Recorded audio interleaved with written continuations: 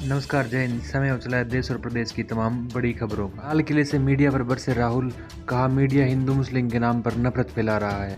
Corona के खतरे के बीच सरकार का बड़ा फैसला। रोहतक में बॉन्ड पॉलिसी के विरोध में जारी हड़ताल खत्म। अब मथुरा में सर्वे के आदेश, दावा मस्जिद के नीचे मंदिर। हरियाणा में 2 IAS, 32 HCS समेत 38 अफसर बदले। हरियाणा आएंगे PM नरेंद्र मोदी, CM मनोहर लाल ने की दिल्ली में मुलाकात। जमानत मिलते ही नवीन जय हिंद ने किया सुनारिया जेल पर बड़ा खुलासा। हरियाणा में 10 दिन में मिलेगा ड्राइविंग लाइसेंस। अंबाला में ATM से अनोखी चोरी। अंबाला से अमेरिका गए युवक का नहीं मिला सुराग। हिसार का जवान सिक्किम में शहीद। लाल किले से राहुल गांधी का BJP पर हमला, कहा मेरी इमेज खराब करने में करोड़ों खर्च किए। राहुल गांधी की भारत जोड़ो यात्रा दिल्ली में है। यहां शनिवार शाम उन्होंने लाल किले से जनता को संबोधित किया। राहुल ने कहा कि BJP ने मेरी इमेज खराब करने के लिए करोड़ों रुपए लगा दिए। मैं एक शब्द नहीं बोला। मैंने भारत जोड़ो यात्रा से 1 महीने में देश को सच्चाई दिखा दी। राहुल बोले, जब मैं राजनीति में आया तब मीडिया वाले 24 घंटे राहुल गांधी करते थे। BJP ने मेरी छवि खराब करने में हजारों करोड़ रुपए लगा दिए। मैंने यह भी नहीं कहा कि यह गलत हो रहा है। इसके बाद पूरा मीडिया व्हाट्सएप फेसबुक पर मेरी छवि खराब करने में लग गए। लेकिन सच्चाई को छिपाने की कितनी भी कोशिश कर लो, कहीं न कहीं से सच्चाई बाहर आ ही जाती है। मैंने भारत जोड़ो यात्रा से 1 महीने में सच्चाई देश को दिखा दी है। आगे राहुल ने कहा कि मीडिया हिंदू मुस्लिम के नाम पर नफरत फैला रहा है। राहुल ने कहा कि मीडिया केंद्र सरकार के इशारे पर काम कर रहा है। वह 24 घंटे हिंदू मुस्लिम के नाम पर नफरत फैला रहा है, जबकि देश में सच्चाई यह नहीं है। मैंने इस यात्रा में पाया है कि देश में लोगों के बीच आपसी भाईचारा है, सब एक दूसरे से प्यार करते हैं। यह मीडिया की गलती नहीं है, इनके पीछे जो शक्ति है वह इन्हें कंट्रोल कर रही है। यह सब वास्तविक समस्याओं से देश का ध्यान भटकाने के लिए किया जा रहा है। राहुल गांधी ने सोनिया गांधी के साथ फोटो शेयर कर कहा, जो प्यार इनसे मिला है वही देश से बांट रहा हूं। कांग्रेस सांसद राहुल गांधी ने अपनी मां सोनिया गांधी के साथ एक भावनात्मक तस्वीर साझा की है। ट्विटर पर फोटो शेयर करते हुए राहुल गांधी ने लिखा कि मां से मिले प्यार को देश में फैला रहा हूं। सोनिया गांधी आज दिल्ली में भारत जोड़ो यात्रा में शामिल हुई है। 7 दिसंबर को तमिलनाडु के कन्याकुमारी से शुरू हुई यात्रा अब 100 दिन पूरे कर चुकी है। एग्जाम से 15 दिन पहले बनाई थी चीटिंग की प्लानिंग। सीनियर टीचर भर्ती के स्टूडेंट्स को 1 दिन पहले बुलाया, रात भर में पेपर सोल्व करवाया। सीनियर टीचर भर्ती परीक्षा में GK पेपर लीक मामले में पुलिस ने नया खुलासा किया है। पेपर लीक से नकल तक की प्लानिंग 15 दिन पहले ही बना ली थी। सभी को नौकरी दिलाने की गारंटी दी गई थी। उदयपुर पुलिस ने इस मामले में अब तक 49 लोगों को हिरासत में लिया है। कुल 44 स्टूडेंट्स में से 7 युवतियां भी शामिल है। पुलिस ने एक आरोपी, 3 पेपर सॉल्व करने वाले और ड्राइवर को भी पकड़ लिया है। SP विकास शर्मा ने बताया कि पुलिस ने पूरी रात सिरोही, गोंगुंदा और बेकेरिया उदयपुर के पास स्टूडेंट्स की बस पर नज़र बनाए रखी थी। बस में 44 छात्रों को एक के बाद एक सवाल सॉल्व करवाए जा रहे थे। बस में एक छोटे लाउडस्पीकर से छात्रों को जवाब समझाया जा रहा था। इस बस को एक कार एस्कॉर्ट कर रही थी। कार को पकड़ने के बाद पुलिस ने बस को बेकेरिया में पकड़ लिया। इसके बाद पुलिस ने आरोपियों के पास मिले पेपर से RPSC की मदद से ओरिजिनल पेपर से मिलान किया। 80% सवाल मिल गए। जांच में सामने आया कि ये सभी आरोपी 23 दिसंबर की दोपहर तक अपने घरों से उदयपुर आए थे। उसके बाद दिन भर उदयपुर में अपने स्तर पर अलग अलग होटलों में रुके। इसके बाद शाम को सुरेश बिश्नोई के प्लान के तहत सुखेर इलाके से एक बस में बैठे। इसके बाद से ये खेल शुरू हुआ। रोमांचक मोड़ पर दूसरा टेस्ट। 145 रन के टारगेट के जवाब में भारत का स्कोर 45 पर 4। राहुल, गिल, पुजारा और कोहली आउट। मीरपुर टेस्ट में बांग्लादेश ने भारत को जीत के लिए 145 रनों का टारगेट दिया है। जवाब में टीम इंडिया ने तीसरे दिन स्टंप्स तक 45 रन पर 4 विकेट गंवा दिए हैं। अक्षर पटेल 26 और night watchman Jaydev Unadkat 3 run पर नाबाद है।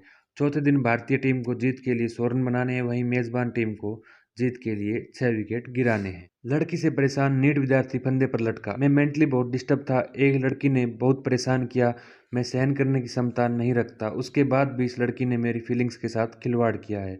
मुझे इतना डिस्टर्ब कर दिया गया है कि national eligibility cum entrance test का मेंटल प्रेशर और इसका प्रेशर हद से ज़्यादा हो गया, अब सहन नहीं होता। ये सब बात कोटा में नीट की तैयारी कर रहे उत्तर प्रदेश के बरेली निवासी अनिकेत कुमार, उम्र 17 ने अपने सुसाइड नोट में लिखी है। अनिकेत ने शुक्रवार को पीजी के कमरे में फंदा लगाकर सुसाइड कर लिया था। शनिवार को अनिकेत का सुसाइड नोट सामने आया है। अब मथुरा में सर्वे के आदेश, दावा मस्जिद के नीचे मंदिर। मथुरा के श्री कृष्ण जन्मभूमि और शाही ईदगाह विवाद में जिला कोर्ट ने शनिवार को बड़ा आदेश दिया है। यहाँ भी वाराणसी के ज्ञानव्यापी परिसर की तरह मस्जिद का सर्वे होगा। सीनियर डिवीजन की कोर्ट ने हिंदू सेना की याचिका पर यह आदेश दिया है। रिपोर्ट 20 जनवरी को कोर्ट में पेश की जाएगी। सर्वे 2 जनवरी से होगा।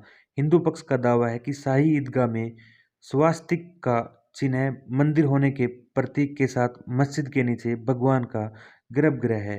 पक्षकार मनीष यादव और वकील महेंद्र प्रताप कहा कि शाही ईदगाह में हिंदू स्थापत्य कला के सबूत मौजूद हैं। ये वैज्ञानिक सर्वे के बाद सामने आ जाएंगे। अर्जी मथुरा के जिला अदालत में 1 साल पहले दाखिल की गई थी। कोरोना के खतरे के बीच सरकार का बड़ा फैसला। कोरोना के नए खतरे के बीच केंद्र स्वास्थ्य मंत्रालय ने विदेश से लौटने वाले यात्रियों के लिए आरटी-पीसीआर टेस्ट जरूरी कर दिया है। केंद्रीय स्वास्थ्य मंत्री मनसुख मांडविया ने कहा कि विदेश से आने वाले पैसेंजर्स को ट्रैक किया जाएगा और उनकी टेस्टिंग कराई जाएगी। मांडविया ने कहा कि चीन, जापान, दक्षिण कोरिया, हांगकांग और थाईलैंड से आने वाले यात्रियों के लिए आरटी-पीसीआर टेस्ट करना अनिवार्य होगा। रोहतक में बॉन्ड पॉलिसी के विरोध में जारी हड़ताल खत्म। पीजीआई में 53 दिनों से धरने पर बैठे थे छात्र। हरियाणा सरकार की बॉन्ड पॉलिसी को लेकर पिछले 54 दिन से रोहतक पीजीआई में जारी मेडिकल छात्रों की हड़ताल अब खत्म हो गई है। बॉन्ड पॉलिसी के विरोध में पीजीआई के एमबीबीएस स्टूडेंट्स लगातार 53 दिन से धरने और भूख हड़ताल पर बैठे थे। सीएम से मुलाकात होने के बाद सरकार द्वारा मांगों को लेकर नोटिफिकेशन पर भी सभी की सहमति बन गई है। इस मामले में वीसी ने खुद आकर एमबीबीएस स्टूडेंट संग बातचीत की, साथ ही दर्ज हुए केस को वापस लेने का आश्वासन दिया गया है। तक पीजीआई में एमबीबीएस छात्रों ने अनिश्चितकालीन धरना शुरू किया था, जिसमें छात्रों की मांग ये थी कि बॉन्ड पॉलिसी के खिलाफ चल रहे प्रदर्शन के दौरान 300 स्टूडेंट्स पर दर्ज मामले वापस लिए जाएं। छात्रों को परीक्षा की तैयारी करने के लिए कुछ वक्त दिया जाए। दिसंबर में एमबीबीएस की परीक्षा हो रही है। पॉलिसी में हरियाणा सरकार ने 2 दिन पहले संशोधन किया है, जिसमें बॉन्ड की रकम 40 लाख से घटाकर 30 लाख और 7 साल के बजाय अब 5 साल सेवाएं देनी होगी। हरियाणा में 2 आईएएस, 32 एचसीए समेत 38 अफसर बदले। हरियाणा में सीएम मनोहर लाल की अगुवाई वाली सरकार ने नए साल से पहले बड़ा प्रशासनिक फेरबदल किया है। शनिवार को जारी आदेश में 2 आईएएस और 32 एचसीए समेत 38 अफसरों का तबादला कर दिया है। हरियाणा आएंगे पीएम नरेंद्र मोदी, सीएम मनोहर लाल ने की दिल्ली में मुलाकात। हरियाणा के मुख्यमंत्री मनोहर लाल ने दिल्ली में प्रधानमंत्री नरेंद्र मोदी से मुलाकात की। इस दौरान उन्होंने हरियाणा में बन रही एशिया की सबसे बड़ी जंगल सफारी के उद्घाटन का न्योता दिया। सीएम ने बताया कि प्रधानमंत्री ने उनका न्योता स्वीकार कर लिया है। जल्द ही इस पर विस्तृत कार्य योजना बनाई जाएगी। नवीन जयहिंद ने जेल व्यवस्था पर उठाए सवाल। सुनारिया जेल को बताया उड़ता हरियाणा। हरियाणा के रोहतक में नवीन जयहिंद ने जेल से बाहर आने के बाद कहा कि जेल में कोई सुधार गृह नहीं है, वह बिगाड़ गृह है। वहां से कोई भी सुधर कर नहीं आता है, उल्टा बिगड़ कर आते हैं। जेलों में जाने वाले 80% से अधिक लोग नशे में अपराध करते हैं।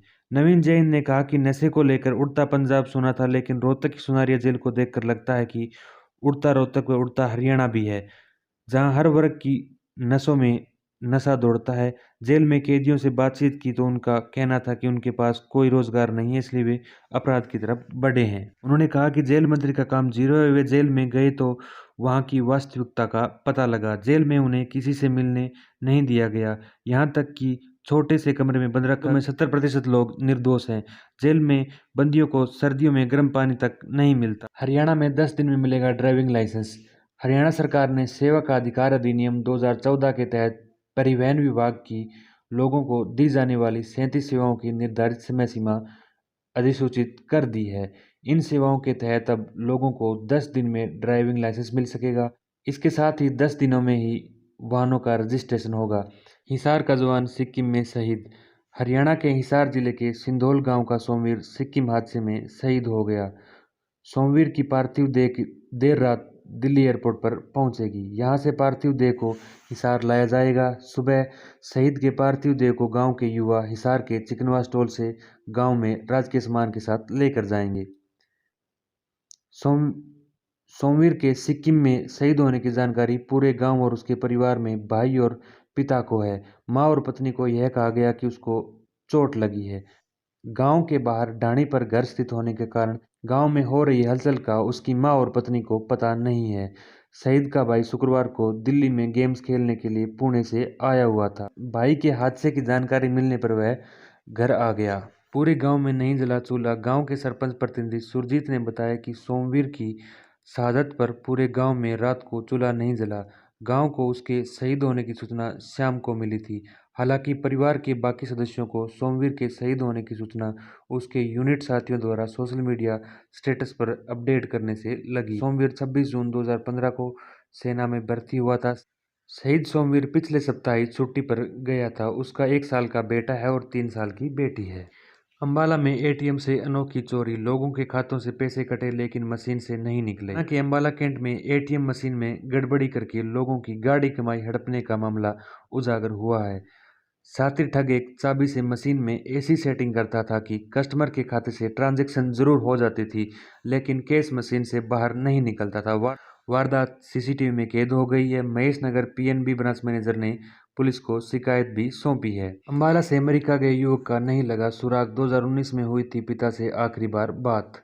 हरियाणा के अंबाला जिले से 3.5 साल पहले अमेरिका के लिए रवाना हुए युवक अभी तक नहीं पहुंचा है। परिजनों की जून 2019 में युवक से अंतिम बार फोन पर बात हुई थी। उसके बाद युवक का कोई सुराग नहीं लगा है। परिजनों ने एसपी जगदीप सिंह रंधावा को शिकायत सौंप एजेंट पर युवक की हत्या करने का आरोप लगा है। मुलाना थाना पुलिस ने केस दर्ज कर जांच शुरू कर दी है। गांव मुलाना निवासी मान सिंह ने बताया कि मई 2019 में उसके छोटे बेटे आशीष कुमार को एक नंबर में विदेश भेजने के लिए उसके गांव नरेंद्र सिंह से 45 लाख रुपए में डील हुई थी। नरेंद्र ने कहा था कि वह उसके बेटे को एक नंबर से यूएसए भेजेगा। बेटे ने फोन करके बताया था कि जंगल के रास्ते भेजेंगे।